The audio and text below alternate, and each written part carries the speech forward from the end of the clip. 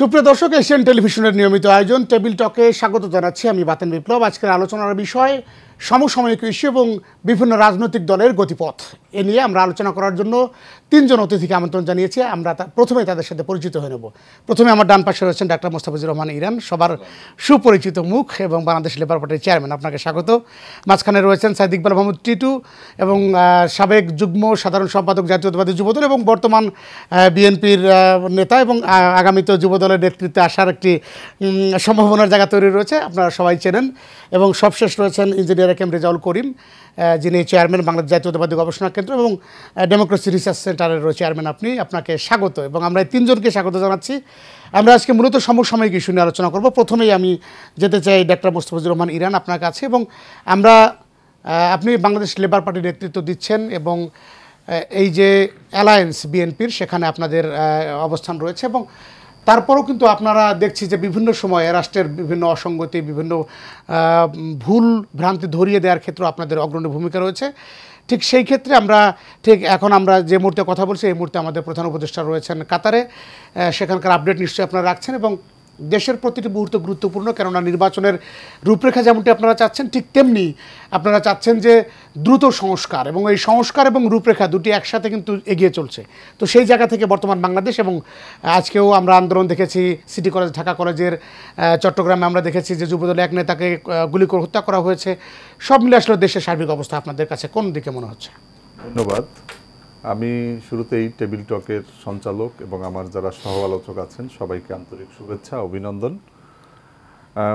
আমরা Bangladesh labour party আমাদের প্রতিষ্ঠার 1974 সালে, আমরা 74 সালে প্রতিষ্ঠার পরে বাংলাদেশ স্বাধীনতার পরেই আসলে আমাদের আকাঙ্ক্ষা ছিল যে মুক্তিযুদ্ধের মধ্য দিয়ে আমরা যেই দেশটি পাব, যে শাসক গোষ্ঠী আসবে, তারা এদেশের মানুষের যে আকাঙ্ক্ষার প্রতিফলন ঘটাবে। কিন্তু মুক্তিযুদ্ধের পরে দেখলাম যেই তিমিরে মানুষ ছিল সেই তিমিরই রয়ে গিয়েছে। শেখ মুজিবুর রহমান ক্ষমতায় আসার পরে তিনি তার পরিবারের লোকজনকে প্রতিষ্ঠা করার জন্য আপ্রাণ চেষ্টা চালালেন। নিজে রাষ্ট্রপতি থেকে প্রধানমন্ত্রী জায়গায় বসলেন এবং একদলীয় বাকশাল করলেন এবং সমস্ত রাজনৈতিক দলগুলোকে নিষিদ্ধ করেছিলেন। তার ভিতরে 17টি রাজনৈতিক দলের একটি রাজনৈতিক দল বাংলাদেশ লেবার পার্টি। আমাদের প্রতিষ্ঠার পরেই বিএনপি তখন জাগদল ছিল, জাগদল থেকে পরবর্তীকালে জাতীয়তাবাদী দল রূপ নিয়েছে। তো এই দলটির সাথে আমাদের জন্মলগ্ন থেকেই আমাদের একটা সম্পর্ক। আপনি জানেন যে আমরা যখন ছাত্র রাজনীতি করতাম তখনও সর্বদলীয় ছাত্রৈক্যের সাথে আমি ছিলাম এবং সে 2007 সাল থেকে বেগম খালেদা জিয়ার সাথে জোটে আছি এখন পর্যন্ত।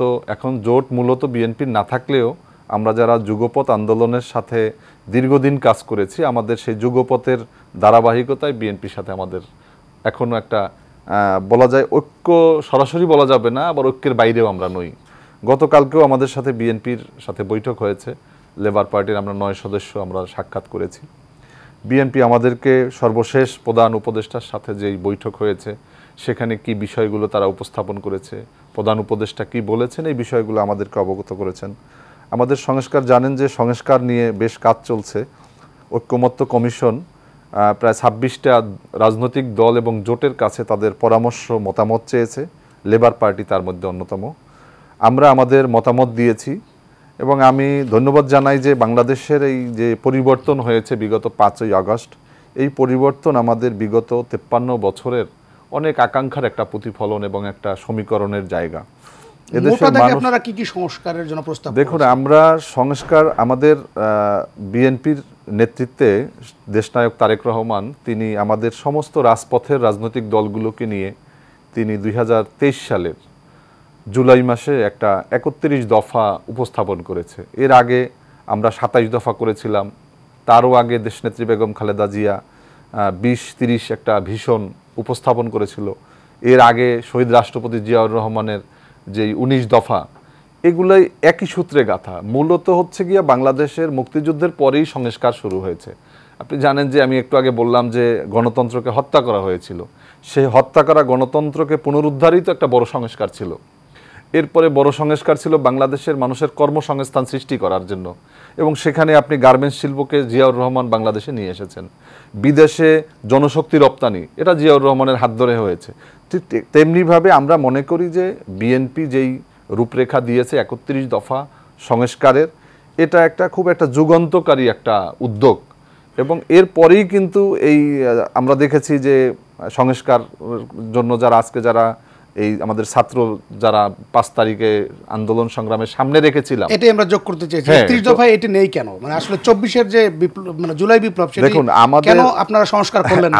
আপনারা নিজেরাই সংস্কারের কথা বলছেন, অথচ এই সংস্কারটি আসেনি কেন? দেখুন, আমাদের ওটা তো আমরা 2023 সালে করেছি, আর 24 সালের 5ই আগস্ট ছাত্র গণ আন্দোলনের মধ্যে তো আমাদের আপডেট করা হয়নি। আপনি জানেন যে এইখানে এটা ঘোষণার ক্ষেত্রে আমাদের বৈঠকের পর বৈঠক, আমাদের বিভিন্ন রাজনৈতিক দলগুলোর সাথে বিএনপি বসেছে, সবার মতামত নিয়েছে, কিন্তু বিএনপির পক্ষ থেকে বলা হয়েছে, তৎকালীন সময় বলা হয়েছে, এখনো বলা হচ্ছে, গতকালকেও বলছেন আমাদের যে সমন্বয়কারী নজরুল ইসলাম খান বলেছেন যে আমরা যেই রূপরেখা দিয়েছি এর সাথে যদি কারো কোনো নতুন কোনো যোগ করার মতো কিছু থাকে আমরা তা গ্রহণ করব। আমরা আপনার কাছে আবারও আসবো। আমরা জনাব টিটু ভাইয়ের কাছে আমরা যেতে চাই। আপনি যুব দলের নেতৃত্ব দিয়ে এসছেন এবং আগামীতেও আপনার জন্য প্রত্যাশা করছে যুবরা যারা রয়েছে এখনও। আমরা যেটি দেখছি যে পারভেজ হত্যা, একেবারে যদি প্রাইভেট ইউনিভার্সিটি ধরি, এবং গতকালকে একটি হত্যাকাণ্ড ঘটেছে, যুবদলের নেতাকর্মীদেরকে এভাবে একের পর এক সারা বাংলাদেশে, কিন্তু এই ঘটনাগুলো একেবারে নতুন মোড়। আমরা দেখছি যে একেবারে সবথেকে শক্তিশালী দল বাংলাদেশ জাতীয়তাবাদী দল, সেই দলের ছাত্র সংগঠন বা যুব সংগঠনকে যখন এভাবে একটু হুমকির মুখে বা আতঙ্কে থাকতে হয়, সেই জায়গাটি আপনি একটু পরিষ্কার করবেন। আর পাশাপাশি এই যে 31 দফার মধ্যে আমরা অনেকগুলো দিক দেখেছি, এবং জুলাই বিপ্লব এখনও ইনক্লুড না হওয়ারটা কি ব্যর্থতা নয়? টিটু ভাই। ধন্যবাদ বাতেন। একটা বিপ্লব সংগঠিত হওয়ার পরে, বিপ্লব অথবা একটা অভ্যুত্থান আমরা এটাকে যাই বলি, 5 তারিখে যেটি সংগঠিত হয়েছে এটা আমাদের জাতীয় গৌরবের অংশ। তো আমরা এটাও জানি যে এই ধরনের একটা ঘটনার পরে স্বাভাবিক আইন শৃঙ্খলা পরিস্থিতির যে অবনতি ঘটে, সে অবনতি কিন্তু আমাদের এখানেও ঘটেছে। এবং পুলিশ বাহিনী, রাষ্ট্রের জনগণের নিরাপত্তা দেওয়ার জন্য যে পুলিশ বাহিনী, সেই পুলিশ বাহিনীকে বিগত স্বৈরাচারী সরকার, ফ্যাসিস্ট সরকার যেভাবে দলীয়করণ করেছে, সেই পুলিশ বাহিনীকে আবার ঢেলে সাজাতে গিয়ে বর্তমান সরকার কিন্তু হিমশিম খাচ্ছে। কারণ মানে এত পরিমাণ দলীয় নিয়োগ হয়েছে, এত পরিমাণে ছাত্রলীগ যুবলীগের লোকজনকে পুলিশ বাহিনীতে নেওয়া হয়েছে, যে এই পুলিশ বাহিনীকে কার্যকর করাই এখন এই সমস্যার সময়ে এই সরকারের জন্য সবচেয়ে বড় চ্যালেঞ্জ। এখন এই হত্যাকাণ্ড সংগঠিত হওয়া বা হত্যাকাণ্ড বেড়ে যাওয়া, অন্যান্য অপরাধ বেড়ে যাওয়া, এটা তো আসলে পুলিশ বাহিনীর ব্যর্থতা, এটা হচ্ছে আপনার আইন শৃঙ্খলা রক্ষাকারী বাহিনীর ব্যর্থতা। যদিও আমরা সেনাবাহিনীকে দেখছি মাঠে, কিন্তু সেনাবাহিনীকে সেই ভূমিকায় কেন আমরা দেখতে পাচ্ছি না আইন শৃঙ্খলা রক্ষার ক্ষেত্রে, এটা আমার কাছে, আমি নিজেই আসলে বুঝতে পারছি না কেন সেটা করা যাচ্ছে না। আর আমাদের জাতীয়তাবাদী দলের 31 দফার সাথে আপনি যেটা বলতে চাচ্ছেন যে 5ই আগস্টের পরের যে তরুণদের যে আকাঙ্ক্ষা, এটা সমন্বয় হয়নি, আমি মনে করি এই অভিযোগটা সঠিক নয়। আমাদের দেশনায়ক তারেক রহমান কিন্তু বলেছেন যে 31 দফাই শেষ কথা নয়, প্রয়োজনে এখানে সংযোজন এবং বিয়োজন করা যাবে। যদি জাতীয় আলোচনার ভিত্তিতে নতুন কোনো প্রস্তাবনা কারো থাকে, সেই প্রস্তাবনা কিন্তু আমরা গ্রহণ করতে আমরা জাতীয়তাবাদী দল সবসময় প্রস্তুত। এবং কারো কাছে যদি যৌক্তিকভাবে মনে হয় যে আমাদের 31 দফায় কোনো দফা, কোনো কয়েকটি পয়েন্ট এটাকে বাদ দিয়ে দেওয়া উচিত, সেটাও আমরা গ্রহণ করতে প্রস্তুত। সো আমরা, এবং সেই ক্ষেত্রে আজকে যারা সংস্কার বলে তাদেরও একটা পরিপূর্ণ, আমরা যেমন 31 দফার কথা বলেছি, ইরান ভাই তো আগেই বলবো যে আমাদের জোটের পক্ষ থেকে এটা 23 সালের ঘোষণাপত্র ছিল। তো সো এরপরে যারা সংস্কারের কথা বলছেন তাদের নতুন দাবি দেওয়া, আমি জানি আপনারা কাজ করছেন 31 দফা নিয়ে, জনাব তারেক রহমানের নির্দেশে আপনিও সেই 31 দফা সংস্কারের কাজে আছেন, এবং আপনারা কি ফিল করেছেন যে আসলে এখানে কিছু যুক্ত হওয়া উচিত?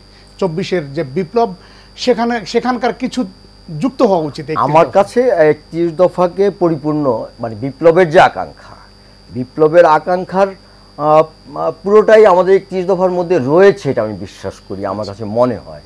এখন যদি বিপ্লবের বা এই যে অভ্যুত্থানের তরুণরা যদি মনে করে যে তাদের কোনো আকাঙ্ক্ষাকে উপেক্ষিত হয়েছে, তাহলে তারা সেটা সুস্পষ্টভাবে উপস্থাপন করা উচিত। এবং তাদেরও আমাদের মতো, আমরা 31 দফা দিয়েছি, তারাও তাদের মতো অন্যান্য রাজনৈতিক দল যারা আমাদের 31 দফাকে যথেষ্ট মনে করে না, তারা তাদের মতো তাদের প্রস্তাবনা উপস্থাপন করলে আমরা একটা জাতীয় সমন্বয় করতে পারি। আবার সমস্ত রাজনৈতিক দলগুলি একসাথে বসে আবার নতুনভাবে তো আমাদের জন্য কোন কোন সংস্কার প্রয়োজন, কি পরিবর্তন প্রয়োজন সেটা তো করতেই পারি। এবং বাংলাদেশে আপনি এটা জেনে রাখবেন, ইরান ভাই উল্লেখ করেছে যে বাংলাদেশের স্বাধীনতার পরে প্রথম হয়েছে কুসংস্কার, সেটা শেখ মুজিবের নেতৃত্বে। তারপরে হয়েছে কিন্তু ধারাবাহিকভাবে সংস্কার, এবং এই যতগুলি বড় বড় সংস্কার বাংলাদেশে সংগঠিত হয়েছে প্রত্যেকটাই কিন্তু বাংলাদেশ জাতীয়তাবাদী দলের নেতৃত্বে। বাংলাদেশে বহুদলীয় গণতন্ত্র ফিরিয়ে নিয়ে আসা, বাংলাদেশের বিচার বিভাগের স্বাধীনতা ফিরিয়ে নিয়ে আসা, সংবাদপত্রের স্বাধীনতা ফিরিয়ে নিয়ে আসা, এই সমস্ত কর্মকাণ্ডগুলি রাজনৈতিক সংস্কার যতগুলি, অধিকাংশ ক্ষেত্রে মাইলফলক সংস্কারগুলি বিএনপির নেতৃত্বে হয়েছে। অর্থনৈতিক সংস্কারগুলি বিএনপির নেতৃত্বে হয়েছে, জিয়াউর রহমানের সময় হয়েছে, ইরান ভাই উল্লেখ করেছেন দু একটি। তারপরে 91-তে আমরা যে বাজার অর্থনীতিতে গেলাম, এটা এই যে বড় একটা অর্থনৈতিক সংস্কার, সেটাও কিন্তু বিএনপির নেতৃত্বে হয়েছে। এবং তারপরে আবার আমাদের 2001-এ ক্ষমতায় আসার পরে আমাদের এই অর্থনৈতিক রাজনৈতিক সংস্কারগুলি যেমন অব্যাহত ছিল, সাথে সাথে আমাদের সামাজিক উন্নয়নের জন্য নারীর শিক্ষায়ন, নারীর ক্ষমতায়ন, এবং এই যে আমাদের আজকে যে শিক্ষায় নারীদের যে ব্যাপক অংশগ্রহণ, এবং এই যে আমাদের নারীরা এগিয়ে আসছে অনেক ক্ষেত্রে, ছেলেদের চেয়ে মেয়েরা এগিয়ে আসছে, এটা কিন্তু আমাদের দেশনেত্রী বেগম খালেদা জিয়ার সরকারেরই অবদান। তো সেই ক্ষেত্রে সংস্কার যারাই চায় তাদের বিএনপির উপরেই আস্থা রাখা উচিত এবং জাতীয়তাবাদী শক্তির উপরেই আস্থা রাখা উচিত। ধন্যবাদ আপনাকে। তার মানে সুযোগ রয়েছে এখনো সংস্কারের। আমরা ইঞ্জিনিয়ার রেজাউল করিম আপনার কাছে জানতে চাইবো যে আসলে বাংলাদেশের রাজনৈতিক প্রেক্ষাপট, আমরা একেবারে শুরু থেকে দেশ স্বাধীন হওয়ার পর থেকে আমরা 71 যদি ধরি, আবার দ্বিতীয় স্বাধীনতা 24, এর পরবর্তী বাংলাদেশ যেভাবে প্রত্যাশা করা হয় সাধারণ মানুষের স্বাধীনতা, সেই জায়গায় আসলে এখন আপনি কতটুকু স্বাধীন নাগরিকদের মনে করছেন, এবং সেটি কি আসলে এই স্বাধীনতা মানে স্বাধীনতা যখন মানুষ বেশি পায় তখন কিন্তু ওই রক্ষা করাও অনেকটা কঠিন হয়ে পড়ে। মানে স্বাধীনতা অর্জন করার চেয়ে রক্ষা করা যেমন কঠিন, ঠিক তেমনি আমরা দেখছি প্রতিদিনই আন্দোলন হচ্ছে এখনও আবার থেমে থেমে, এবং সেটি নিয়ন্ত্রণ করতে গিয়ে একেবারে সেনাবাহিনীকে মাঠে নামতে হচ্ছে, পুলিশ সেটি পারছে না, র্যাব পারছে না, আলটিমেট একটা ফোর্স নামতে হচ্ছে। সেই জায়গায় আসলে মানুষ কতটুকু স্বাধীনতা উপভোগ করছে? প্রথম কথা হচ্ছে যে আপনার গত 16 বছর বা 17 বছরে, গত 17 বছরের কথাই বলবো, 1/11-এর পর থেকে 2007 সাল থেকে 2024 সালের আপনার আগস্ট পর্যন্ত জনগণের যে অবর্ণনীয় দুর্ভোগ এবং বিশেষ করে বাক স্বাধীনতা, রাজনৈতিক অধিকার, এবং ইরান ভাইও ভালো বলতে পারবেন, অনেকবার গ্রেপ্তার হয়েছেন, আপনার রাজনৈতিক কর্মীরা বারবার গ্রেপ্তার, অসংখ্য মিথ্যা মামলা, লক্ষ লক্ষ মিথ্যা মামলা। তো আমরা আগস্টের বিপ্লবের গণঅভ্যুত্থানের একটা বড় অর্জন হচ্ছে আমাদের যে বাক স্বাধীনতা ফিরে পাওয়া, রাজনৈতিক অধিকার ফিরে পাওয়া, আমরা কথা বলতে পারতেছি, এটা একটা বড় অর্জন। পাশাপাশি যেটা বললেন যে স্বাধীনতা রক্ষা করা কঠিন, এটাও একটা তিতা সত্য কথা। আপনার এই স্বাধীনতার পাশাপাশি আমাদের যে ব্যর্থতাগুলো রয়েছে, যে সমালোচনাগুলো রয়েছে, এর মধ্যে একটা হচ্ছে আইন শৃঙ্খলা পরিস্থিতি নিয়ন্ত্রণ। আমাদের সমালোচক ভাই বলে গেলেন যে আপনার কি কারণে আইন শৃঙ্খলা বাহিনী তাদের যথাযথ দায়িত্ব পালন করতে পারছে না। কিন্তু এই ব্যাপারে আপনার যতটা না আইন শৃঙ্খলা বাহিনীর দায়িত্ব, আইন শৃঙ্খলা বাহিনী তো আপনার ধ্বংস করে গিয়েছে, এই ব্যাপারে তো কোনো বিতর্ক নাই, এটা কোনো নতুন কথা না, এটা 8 মাস আগের পুরনো কথা। এবং আপনার এই শুধু আইন শৃঙ্খলা বাহিনী না, জুডিশিয়ারি, আপনার সিভিল অ্যাডমিনিস্ট্রেশন, সমস্ত ইনস্টিটিউশন বিগত ফ্যাসিস্ট সরকার ধ্বংস করে দিয়ে গেছে, তাদের গোলামে পরিণত করেছে। তো এইটা রিফর্ম করাই তো আপনার বর্তমান সরকারের একটা কাজ ছিল, এবং নির্বাচন উপযোগী একটা পরিবেশ তৈরি করা। কিন্তু আমরা অত্যন্ত দুঃখের সাথে লক্ষ্য করছি যে আপনার সেই রিফর্মের জায়গায় সরকার অত্যন্ত মানে স্লো গতিতে তারা আগাচ্ছেন, এবং দেখা যাচ্ছে বিভিন্ন জায়গায় আপনার ফ্যাসিস্ট সরকারের দোসরদেরকে পর্যন্ত পদায়ন করা হচ্ছে বা তাদেরকে বহাল রাখা হচ্ছে, এবং তাদের যে অপকর্ম, এই অপকর্মের বিরুদ্ধে কোনো শাস্তিমূলক ব্যবস্থা নেওয়া হচ্ছে না। আরও একটি বড় সমস্যা হচ্ছে যে আপনার একটু যোগ করি, সরকার কিন্তু স্লো অ্যান্ড স্টেডি গতিতে যাচ্ছে, তারা যাতে উইন করতে পারে।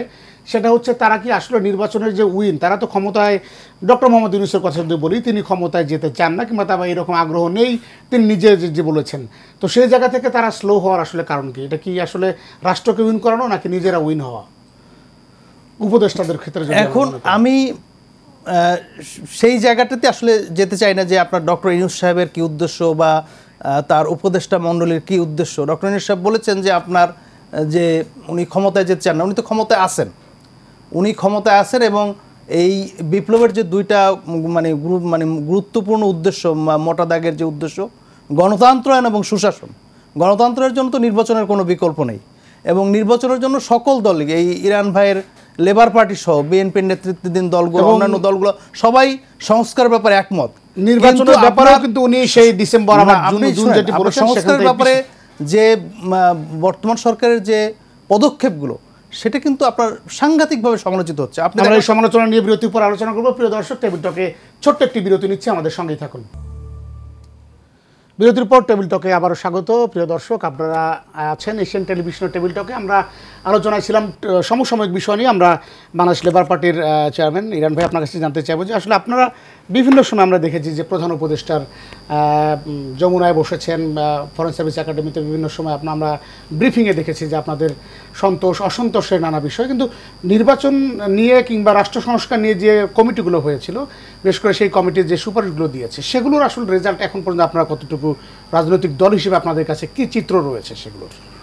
জাতীয় ঐক্যমত্য কমিশন ইতিমধ্যে তারা তাদের যেই, আমরা 6টা কমিশনের আমরা সুপারিশ আমরা পেয়েছি এবং আমাদেরকে আবার স্লট আকারে সুন্দর করে আমাদের উত্তরগুলো নেয়ার জন্য তারা একটা পদক্ষেপ নিয়েছেন। আমরা উত্তর জমা দিয়েছি, আমাদের সাথে তারা আবার আমাদের মতামতগুলো কেন আমরা না বলেছি, কেন আংশিকভাবে একমত হতে পারিনি, কেন দ্বিমত পোষণ করেছি, এই বিষয়গুলো আবার আমাদের কাছ থেকে বক্তব্য নিয়েছে, আমরা তাদের বক্তব্য শুনেছি। তো আমি মনে করি যে এই অন্তর্বর্তীকালীন সরকার তারা এই 8 মাসে তাদের যেমন অনেকগুলো সফলতা রয়েছে, 1 নম্বর সফলতা রয়েছে যে তারা ছাত্রলীগকে নিষিদ্ধ করেছে। এরপরে আপনি দেখেছেন যে রমজান মাসে তারা দ্রব্যমূল্য নিয়ন্ত্রণের জন্য যথেষ্ট সফল হয়েছে।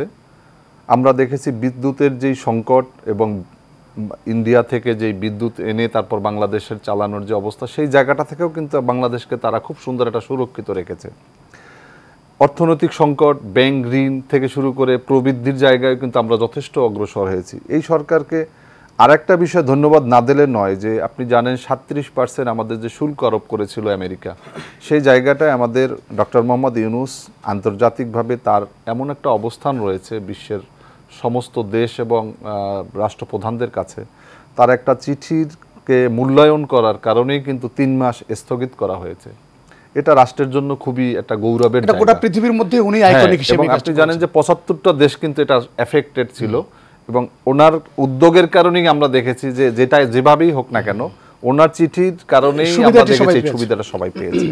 তো যার কারণে আবার ব্যর্থতাও রয়েছে এই সরকারের বাণিজ্য উপদেষ্টা, তিনি একটা কোম্পানির মালিক, আপনি জানেন আকিজ গ্রুপের মালিক, এবং তিনি তার পরিবারের এই বিগত 5 তারিখের আন্দোলন তথা 17 বছরের ফ্যাসিবাদ বিরোধী আন্দোলনে চুল পরিমাণ কোনো অবদান নেই।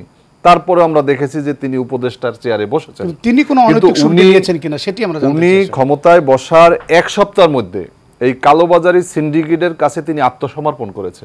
8 টাকা সয়াবিন তেলের দাম বাড়িয়েছে এবং গত কয়েকদিন আগে আপনি দেখেছেন আবার নতুন করে আবার সেই কালোবাজারি সিন্ডিকেটরা তাকে আবার ঘেরাও করে ধরেছে, আবার 14 টাকা দাম বাড়িয়েছে।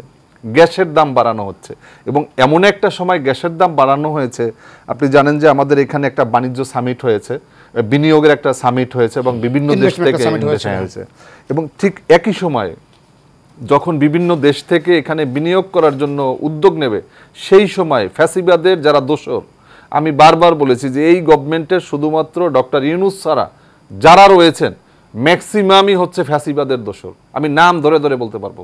আলী ইমাম মজুমদার বলেন, ব্রিগেডিয়ার সাখাওয়াত বলেন, সুপ্রদীপ চাকমা বলেন, এরকম যারা আছেন ম্যাক্সিমাম শেখ হাসিনার দোসর, তাদেরকে বসানো হয়েছে।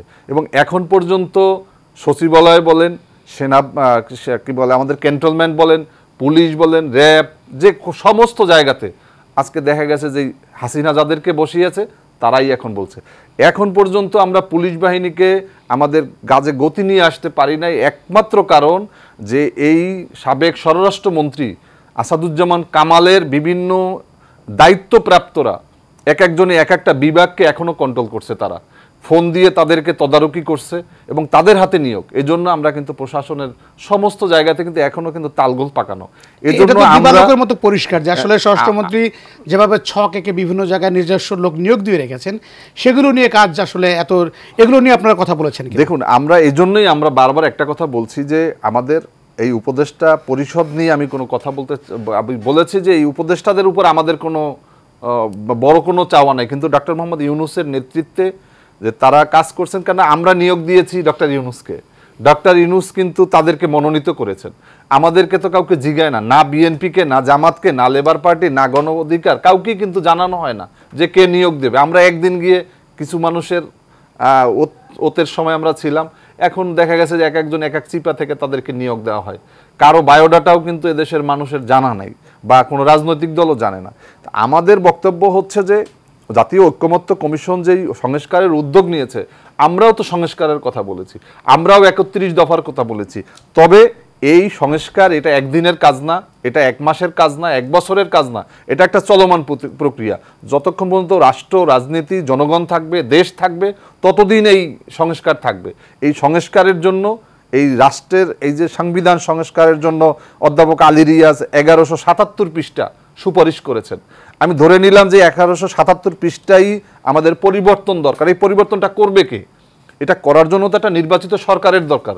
এবং ডক্টর মোহাম্মদ ইউনূস তিনি বলেছেন যে বাংলাদেশের রাজনৈতিক দলগুলো যখন নির্বাচন চাইবে তিনি তখন নির্বাচন দেবে। আমরা গতকালকে বিএনপির গুলশান অফিসে বাংলাদেশ লেবার পার্টির সাথে আমাদের বিএনপি বৈঠক হয়েছে। আমরা সেখানে একটা কথা বলেছি যে ডক্টর ইউনূসের যখন একটা কমিটমেন্ট রয়েছে যে তিনি যখন এদেশের রাজনৈতিক দলগুলো নির্বাচন চাইবে তিনি দিবেন। আমরা এই রাজপথের এবং গণতন্ত্র, দেশপ্রেমের প্রতি যাদের একটা কমিটমেন্ট আছে, সেই রাজনৈতিক দলগুলোকে নিয়ে বিএনপির উচিত একটা কনভেনশনের আয়োজন করা এবং সেখানে একটা নির্বাচনের জন্য সরকারকে প্রেসার দেওয়া দরকার।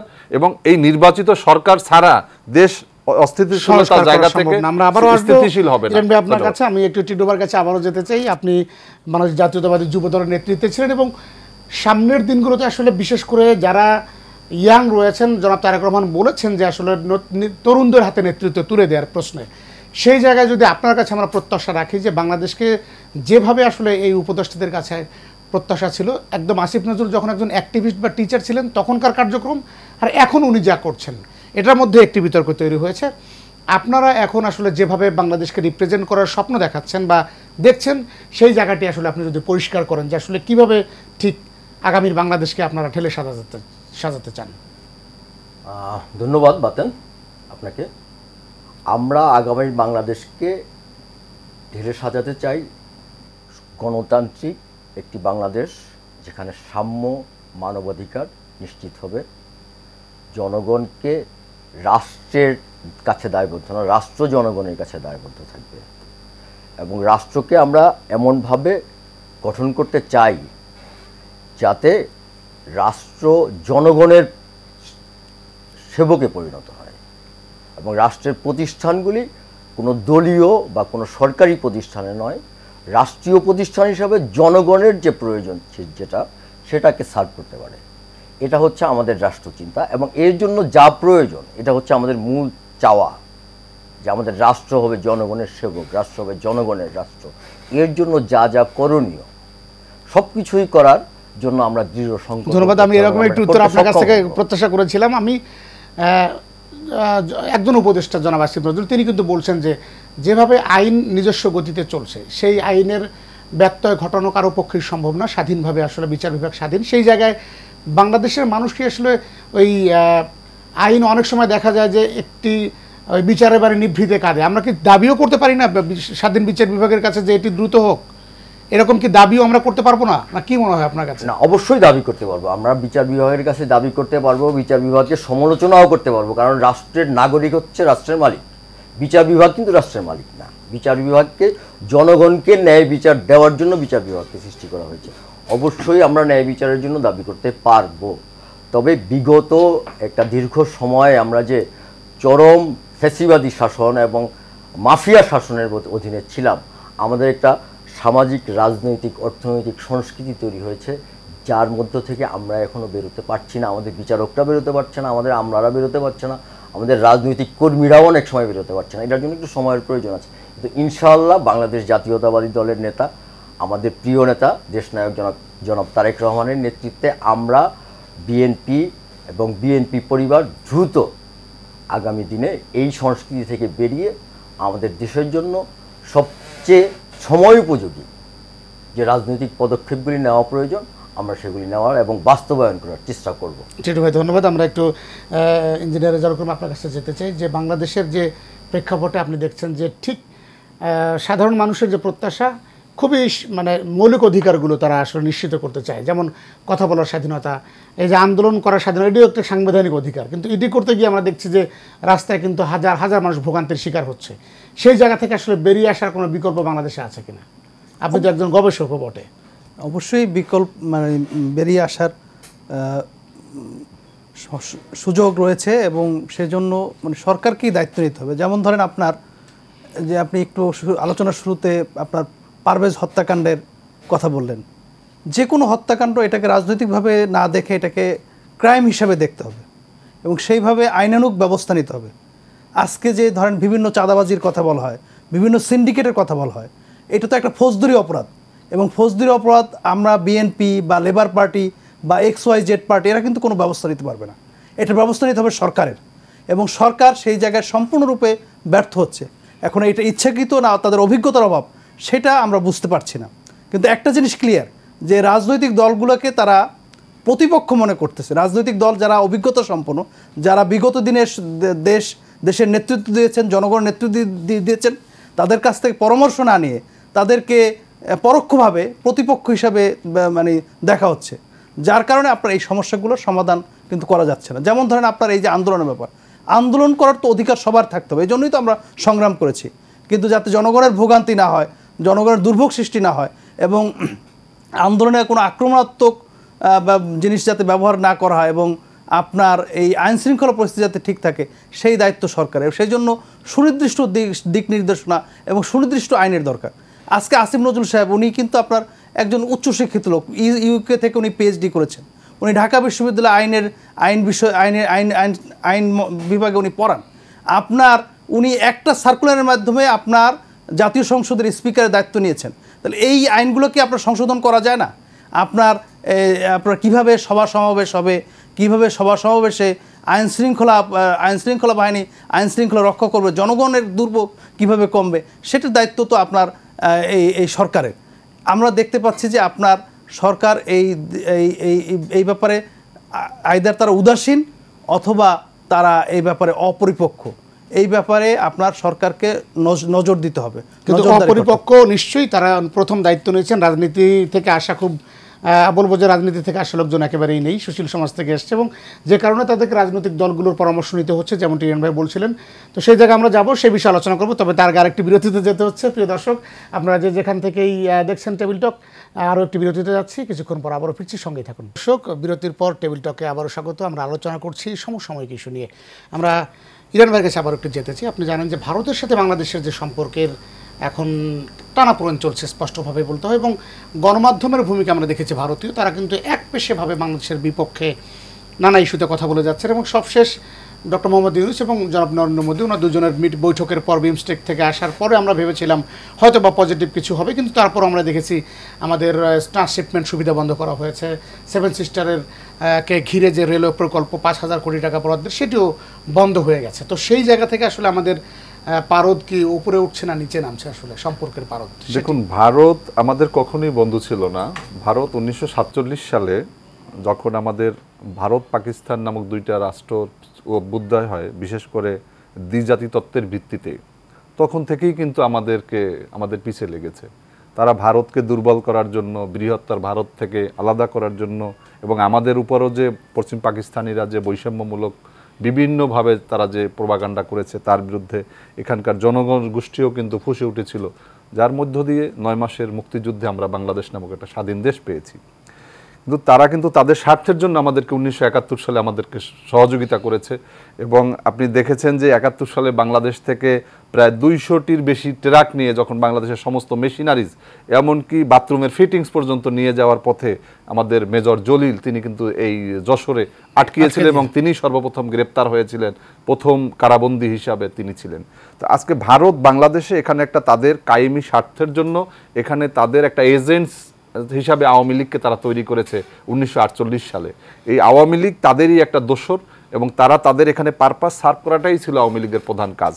এজন্য তারা পুতুল হিসাবে হাসিনাকে বসিয়েছে এবং হাসিনা দেখেছেন আপনি যে কিভাবে এখানে ভারতের পররাষ্ট্র সচিব এসে বলে যে যদি তুমি নির্বাচনে না যাও হোসেন মোহাম্মদ এরশাদকে তাহলে বিএনপি জামাত ক্ষমতায় যাবে। এখানে রাজনীতি, অর্থনীতি, সমাজনীতি, চিকিৎসা ব্যবস্থা সব কিছু কিন্তু তারা গ্রাস করেছে। আপনার মনে আছে যে 5 তারিখের পরে যখন হাসিনা বাংলাদেশ থেকে পালিয়ে যাওয়ার পরে তারা ওখান থেকে শুভেন্দু অধিকারী কিভাবে কথাবার্তা বলেছে, বাংলাদেশে আক্রমণ করার কথা বলেছে, দখলের কথা বলা হয়েছে, কি এক পাগলের একটা টিভি আছে রিপাবলিক নাকি এরকম কয়েকটা টিভি আছে, তারা যেই সমস্ত উদ্ভট যে সমস্ত গল্প তারা বানানো শুরু করেছে, আমি মনে করি যে এটা নতুন কিছু না। ভারত বাংলাদেশের এই যে আজকে আমরা যারা 5 তারিখের পরে নতুন করে যারা স্বপ্ন দেখার সুযোগ পেয়েছি, বাংলাদেশকে আমাদের মুক্তিযুদ্ধের যে আকাঙ্ক্ষার বাংলাদেশ হিসাবে যারা তৈরি করার জন্য কাজ করছি, এটা কোনোভাবে ভারত ভালোভাবে দেখার কথা নয়। আর তারা হাসিনাকে যে জায়গা দিয়েছে, তারা জেনে বুঝে তারপরে জায়গা দিয়েছে, হাসিনাকে তারা ফেরত দেবে না। আমরা তাদের দেখেছি যে আমাদেরকে পেঁয়াজ দেবে না, আমাদেরকে আলু দেবে না। আপনি বলেন তো যে আলু কিন্তু আমরা 20 টাকায় আলু খেয়েছি, আমরা 20 টাকায় পেঁয়াজ, হাসিনা যখন ছিল তখন 70 টাকার উপরে পেঁয়াজ ছিল, সেই পেঁয়াজ আমরা 20 টাকা খেয়েছি। কই ভারতের পেঁয়াজ তো আসে না, তারপর কি আমরা না খেয়ে কেউ মারা গেছে নাকি? আপনি সর্বশেষ দেখবেন যে আমাদের মেডিকেল ভিসা বন্ধ করা হয়েছিল, সেই মেডিকেল ভিসা বন্ধ করার পরে আমাদের বাংলাদেশে একটা রোগী কোথাও মারা গিয়েছে নাকি? বরঞ্চ আমাদের এখন বিভিন্ন জায়গা, আমাদের এখন চায়নার দুয়ার খুলেছে, আমাদের বিভিন্ন দেশে আমাদের চিকিৎসারই হয়েছে। সর্বশেষ আমাদের এখানে আমেরিকা হাসপাতাল করার উদ্যোগ নিয়েছে। আপনি এখানে দেখেছেন যে চায়না 3টা স্পেশালাইজড হসপিটালের তারা উদ্যোগ নিয়েছে এবং একটা তারা রংপুরে। এবং আপনি জানেন যে আমি বিগত 2018 সালে পিরোজপুর 2 ভান্ডারিয়া কাউখালী আসনে আমি নির্বাচন করেছি এবং আমি দাবি জানিয়েছি, আমি প্রধান উপদেষ্টার বরাবর একটা স্মারকলিপি দিয়েছি এবং তার কাছে দাবি জানিয়েছি আমাদের বরিশাল এবং খুলনার মধ্যবর্তী জায়গা হচ্ছে পিরোজপুর এবং কাউখালী। এই জায়গাটায় যদি আমাদেরকে একটা হাসপাতাল দেওয়া হয় তাহলে প্রায় 6 জেলার জনগোষ্ঠী তারা উপকৃত হবে এবং 25টার উপরে 25 থেকে 30টার মতো প্রায় উপজেলা এই জনগোষ্ঠী যাদেরকে আমাদের এলাকা থেকে বরিশাল যাওয়ার পথে রোগী মারা যায়, খুলনা যাওয়ার পথে মারা যায়। আপনি জানেন যে অনেকগুলো নদীতে এখনো সেখানে এই রয়েছে, কি বলে ফেরি রয়েছে, এই ফেরির কারণে রোগী মারা যাচ্ছে, অনেক রাতে কিন্তু ফেরি থাকে না। এই জন্য যোগাযোগ ব্যবস্থার কারণে আমি মনে করি যে আমাদের প্রধান উপদেষ্টা সহ যারা আছেন, স্বাস্থ্য মন্ত্রণালয়ের উপদেষ্টা আছে, তাদের উচিত অবিলম্বে এই সিদ্ধান্তটি গ্রহণ করা। তাহলে আমাদের ওই দক্ষিণাঞ্চল তথা ওই দক্ষিণের জনপদের মানুষ তারা খুবই উপকৃত হবে এবং স্বাস্থ্যসেবার মান অনেক বেড়ে যাবে, অসংখ্য মানুষের কর্মসংস্থানের সৃষ্টি হবে। আমি আজকে আপনার এই শোয়ের মধ্য দিয়ে আমি আমার এই অবহেলিত জনপদের মানুষের যে আকাঙ্ক্ষিত নিশ্চয়ই আপনার স্বপ্ন পূরণ হোক, আমরা সেই প্রত্যাশা করছি। টিটোবার কাছে আরেকবার যেতে চাই। আপনি যেমনটি বলছিলেন নিরান ভাই যে বাংলাদেশ থেকে আসলে চেন্নাই, ঢাকা থেকে যদি আমরা ধরি মেডিকেল ভিসায় যারা যান চিকিৎসা নিতে, এবং আপনি যদি চট্টগ্রাম থেকে কুনমিং, সেই দূরত্বটা কিন্তু একেবারেই কুনমিং বরং কম হবে, কারণ মিয়ানমার এই জায়গাটা অনেক কম হবে, সেখানে 2 ঘন্টার একটি দূরত্ব। এবং চীনে চিকিৎসা ব্যবস্থা অনেক উন্নত সেই জায়গা থেকে, যেহেতু ফার্স্ট ওয়ার্ল্ড কান্ট্রি। তাহলে বাংলাদেশের এখানে দুটো দিক, আপনি ইন্ডিয়ার সাথে বাংলাদেশের সম্পর্ক, সেই সম্পর্কটা এখন আসলে যেভাবে গড়াচ্ছে সেটিকে আপনি কিভাবে দেখছেন প্রথমত, আর দ্বিতীয়ত চীনের সাথে বাংলাদেশের যে সুসম্পর্ক এগিয়ে যাচ্ছে আমরা দেখতে পাচ্ছি, সেটি কি ইন্ডিয়ার গাত্রদাহ হচ্ছে কিনা? ধন্যবাদ বাতেন আপনাকে, আবারও একটি চমৎকার প্রশ্ন।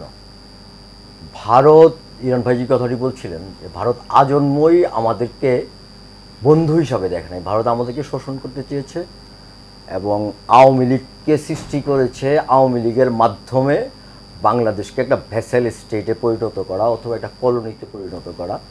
এবং গত 15 বছর আমি অ্যাটলিস্ট এই লাস্ট রেজিম যেটা ছিল শেখ হাসিনার, এই সময়টায় শেখ হাসিনা ভারতের প্রতিনিধি হিসাবে বাংলাদেশ শাসন করেছে। এবং আমি এই ব্যাপারে আমি যে কোনো প্রশ্নে চ্যালেঞ্জ করতে পারি, যেটা সে কমপ্লিটলি ভারতের প্রতিনিধি হিসাবে আমাদেরকে শাসন করেছে এবং ভারতের যেখানে যেখানে যত সুবিধা প্রয়োজন, এবং এমনকি আমরা যদি কলোনিয়াল এজের দিকে যাই, কলোনিগুলির কাছ থেকে কলোনিয়াল রুলাররা যেটুক সুবিধা নিত, ভারত কিন্তু বাংলাদেশের কাছ থেকে তার চেয়ে অনেক বেশি সুবিধা নিয়েছে এবং এটা ওয়ার্স কলোনি হয়ে গেছিলাম আমরা ইন্ডিয়ার।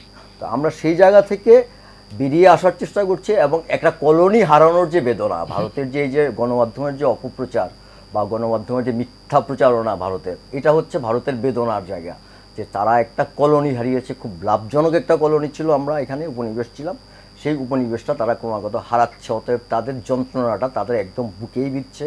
তারা অর্থনৈতিকভাবে ক্ষতিগ্রস্ত হবে বাংলাদেশের সাথে, তাদের এই সম্পর্ক যদি তারা পুনর্নির্মাণ করতে না পারে, এবং সেই পুনর্নির্মাণ করতে হবে যদি ভবিষ্যতে তারা করতে চায়, সেটা হচ্ছে সমতা এবং সমমর্যাদার ভিত্তিতে। সেই ক্ষেত্রে ভারত এবং চীন আমাদের স্বাভাবিক মিত্র, যদিও আমরা হয়তো ৭১ সালের মুক্তিযুদ্ধের সময় চীন তার আন্তর্জাতিক রাজনৈতিক কৌশলের কারণে আমাদের মুক্তিযুদ্ধের বিরোধিতা করেছে, কিন্তু আমাদের স্বাধীনতার পরপরই এই যে ভারতের যে প্রতিনিধিদের শাসনের অবসান হওয়ার সাথে সাথেই কিন্তু চীন আমাদেরকে স্বীকৃতি দিয়েছে এবং চীন বাংলাদেশের প্রতিরক্ষা, বাংলাদেশের যার উন্নয়ন, অর্থনৈতিক উন্নয়ন, প্রতিটি ক্ষেত্রে চীন কিন্তু ইতিবাচক ভূমিকা রাখার চেষ্টা করেছে। সাথে সাথে পশ্চিমা বিশ্ব আমাদের এখানে অনেক অবদান রেখেছে, মুসলিম বিশ্বের দেশগুলি জিয়াউর রহমানের সময় থেকে শুরু করে আমাদের এখানে অনেক অবদান রাখার চেষ্টা করেছে।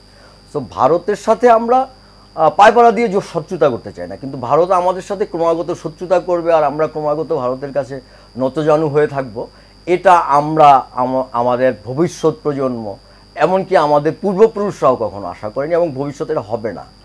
সেটার জন্য প্রয়োজনে যদি বাংলাদেশের মানুষের আবার সংগ্রাম করতে হয়, শক্তকেই সংগ্রাম করতে হয়, আমি মনে করি বাংলাদেশের মানুষ প্রস্তুত। এটা কোনো দলমতের বিষয় নয়, এটা আমাদের জাতীয় ঐক্যের বিষয়, জাতীয় মর্যাদার বিষয়, এবং জাতি এই একটা জায়গায় আমি মানে খুব স্ট্রংলি বিলিভ করি, এই একটা জায়গায় গোটা জাতীয় ঐক্যবদ্ধ।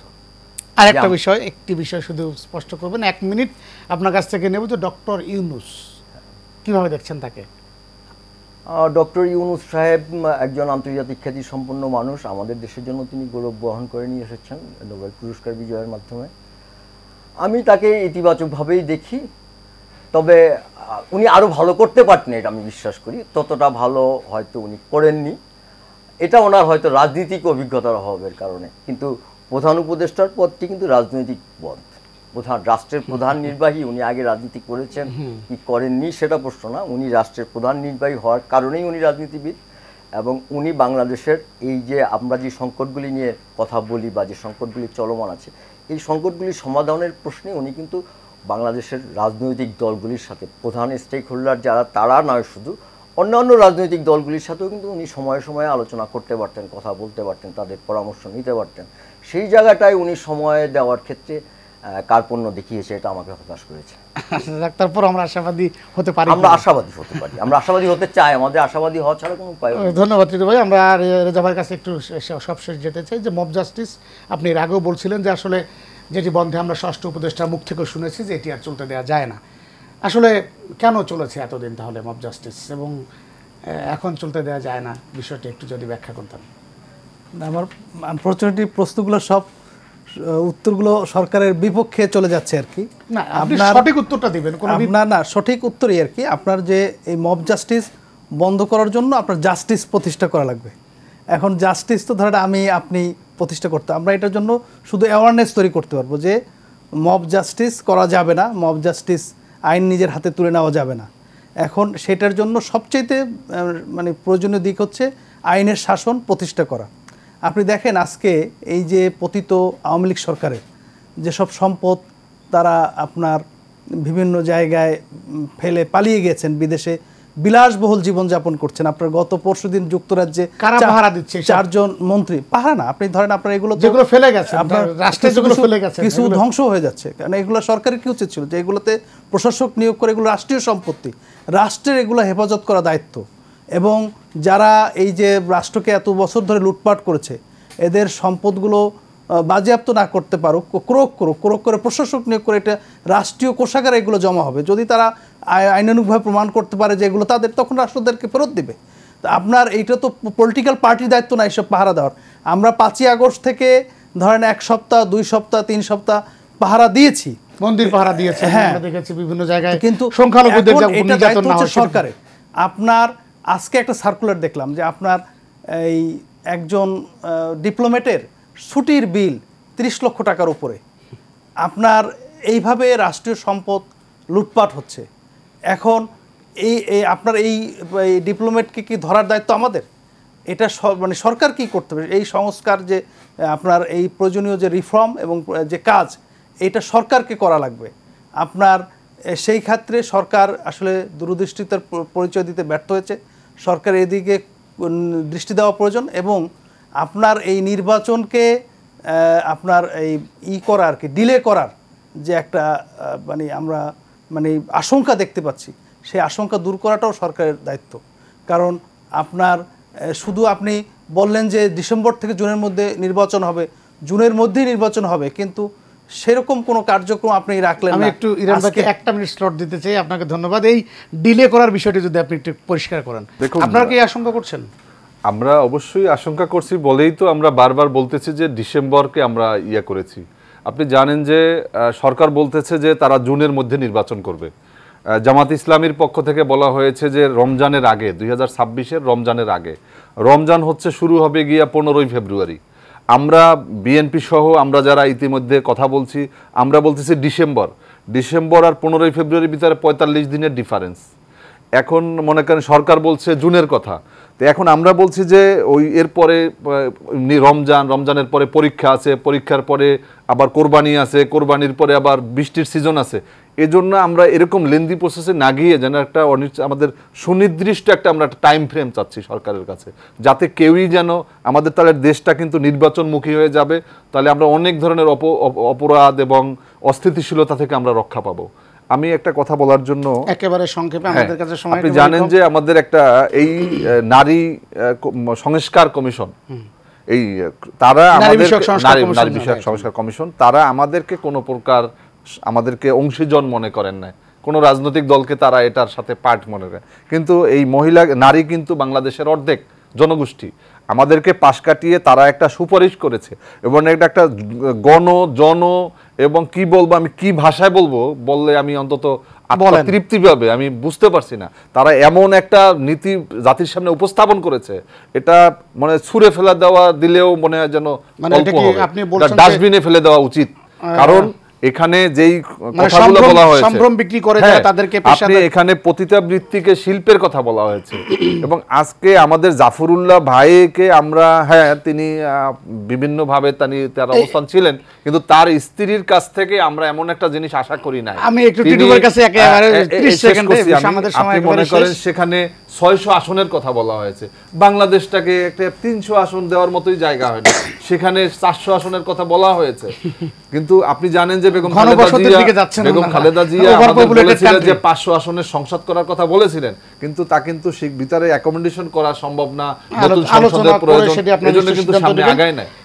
সাইদ ইকবাল মাহমুদ টিটু, আপনার কাছে একেবারে শেষ 1 মিনিটে জানতে চাই যে আসলে এই যে নারী বিষয়ক সংস্কার কমিশন কিংবা যাবতীয় সংস্কার নিয়ে আসলে আর কতটুকু সময় দেওয়া যায়, একেবারে সংক্ষেপে যদি বলেন।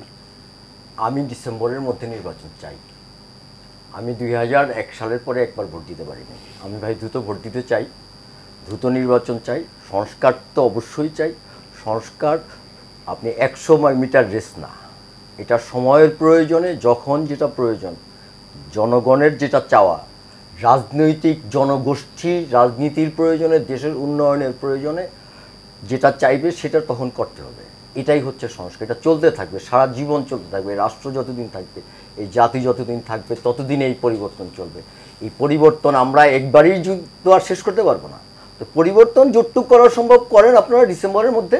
নির্বাচনটা আমরা ডিসেম্বরে চাই, আমি ডিসেম্বর মাসে ভোট দিতে চাই, নতুন সরকার দেখতে চাই আগামী বছর। ধন্যবাদ আপনাদের 3 জনকে। আমরাও চাই যে দ্রুত সময়ের মধ্যে একটি অবাধ, সুষ্ঠু এবং নিরপেক্ষ নির্বাচনের মধ্য দিয়ে নতুন বাংলাদেশ গঠিত হবে, সেই প্রত্যাশায় শেষ করছি আজকের টেবিল টক। আপনারা যে যেখান থেকে দেখছেন আপনাদের আবারও শুভেচ্ছা এবং অভিনন্দন জানাচ্ছি। এশিয়ান টেলিভিশনের পর্দায় আগামীকাল একই সময়ে দেখার আমন্ত্রণ জানাচ্ছি। আল্লাহ হাফেজ।